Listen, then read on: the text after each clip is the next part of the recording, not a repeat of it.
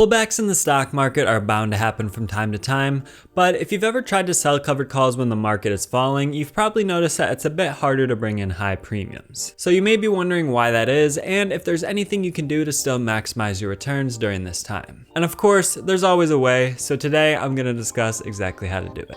Let's get into it. My name is Charlie, and on this channel I make videos about building wealth and achieving financial freedom so that you can free up your time to focus on the things that you truly care about.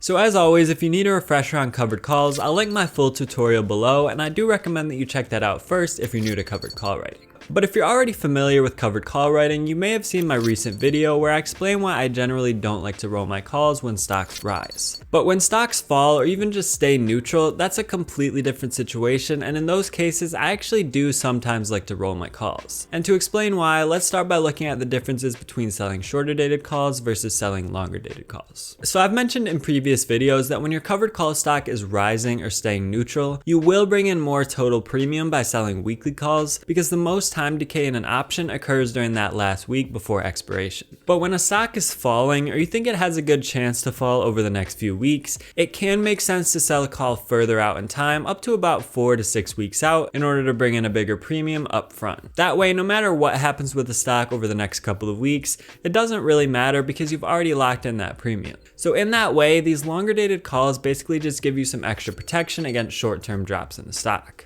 But of course the trade-off is that if the stock does end up rising, you'll have brought in slightly less total premium than you would have if you were selling weekly calls. But with all of that said, let's talk about what I actually do when a stock starts to fall after I've already sold a call against it. So as I've already mentioned, I do often like to buy back my call in this case and replace it with a new one that's further out in time. But before I do that, there are two main factors that I have to consider. The first being how much time the existing call has until expiration, and the second being how much the stock has actually dropped in value. So the majority of the time, I really only consider buying back my calls when they have less than 1 week until expiration. And that's because, for one, calls that are more than a week out still have a lot of time value left in them, so they'll be more expensive to buy back. But also, when the call is more than a week out from expiration, the stock still has quite a bit of time to recover before that call actually expires. And the last thing you want is to roll a call out in time just to then have your stock quickly recover and surpass your strike price. And now all of a sudden you're stuck in a 4 to 6 week long trade with no additional upside left in it. Now of course, if you really don't think the stock is going to recover quickly, then it might be worth buying back a call that's still 2 or 3 weeks out. But again, most of the time I prefer to wait until it's within 1 week. Now the next thing I consider is how much the stock has fallen in value, because this is the main factor that determines how much your call will cost to buy back and how much premium you'll be able to collect for selling a new call. And to explain this, I'm going to start off with an example. So let's say we buy 100 shares of stock XYZ at $100 per share, then sell a 102 strike call that expires in 1 week for a premium of $100. Now we'll look at a few different scenarios to see what happens with the value of the call as the value of the stock changes, and whether or not we'd buy back our call in each of these scenarios. So first, let's say that by the middle of the week, with 2.5 days left until expiration, the stock has stayed at $100 per share. In this case, the call will be worth somewhere around $75 because the only value it's lost has been due to time decay. So of course here it wouldn't really make sense to buy the call back. But now let's say that by the middle of the week, the stock has dropped to $98 per share. In this case, the call should be worth somewhere around $45 because it's lost value due to both time decay and due to the underlying stock falling in value. But I still wouldn't buy the call back here because $45 is still a pretty sizable chunk of that initial premium. So just by waiting out that trade for another 2.5 days, I can capture the rest of that $45, then just sell a new call the next week. Plus, seeing that the stock has only fallen by $2, it still has a lot of potential to recover before the end of the week. But now let's say the stock has fallen all the way to $95 per share. In this case, your call will be worth somewhere around $15, which is only about 15% of the initial premium that you brought in. So here I usually will buy back my call and replace it with a new one that's anywhere from about 1.5 to 3.5 weeks out. And I'd sell it at the same strike price of $102 to leave myself with plenty of upside, but you could of course sell a call closer to your purchase price of $100 if you want to bring in a slightly bigger premium. So in that scenario, my call had reached about 15% of its initial value, but as a general rule of thumb, I usually consider buying back my calls when they've reached anything less than about 20 to 25% of their initial value.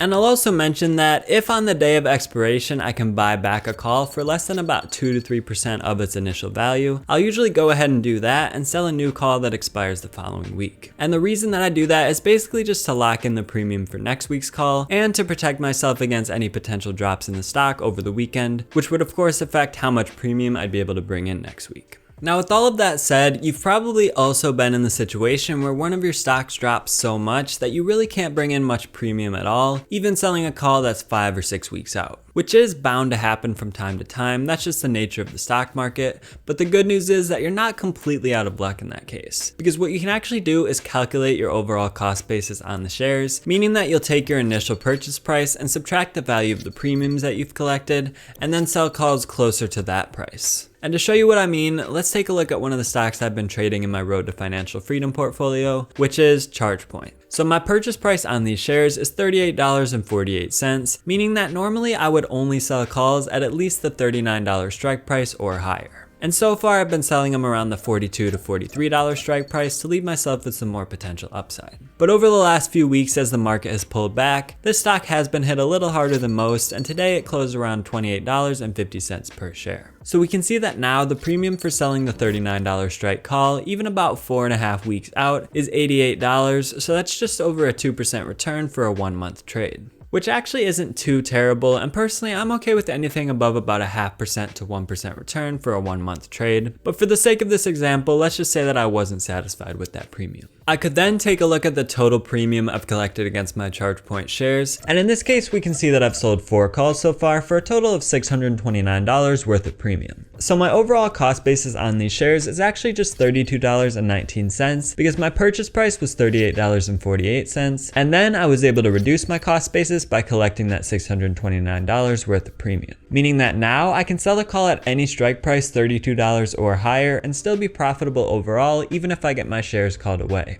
So we can see here that the premium for selling that 32 strike call 4.5 weeks out is $138. So that's about a 3.5% return, which is quite a bit better than the 2% return that we would have gotten for selling the 39 strike call. But of course, by selling calls at a lower strike price, you do reduce your maximum profit because you leave yourself with less potential for capital gains. So for that reason, I would really only use this strategy on stocks that you want to get out of as soon as possible, or at least that you don't mind potentially selling at a lower price. And to be clear, with ChargePoint, I do still really like the company, and at the moment I have no intention to sell it or even sell calls below my initial purchase price. But I just wanted to show that this strategy could be used here if you did want to get out of the stock a bit sooner. And of course, this example also only accounts for the 100 shares included in the covered call, because I do actually own a total of 150 shares in this case. So if I want to get out of the other 50 shares, I'd either have to just sell them at a loss or hold on to them until they recover. And again, in this case, I am just going to hold on to them because I do expect the stock to recover relatively soon.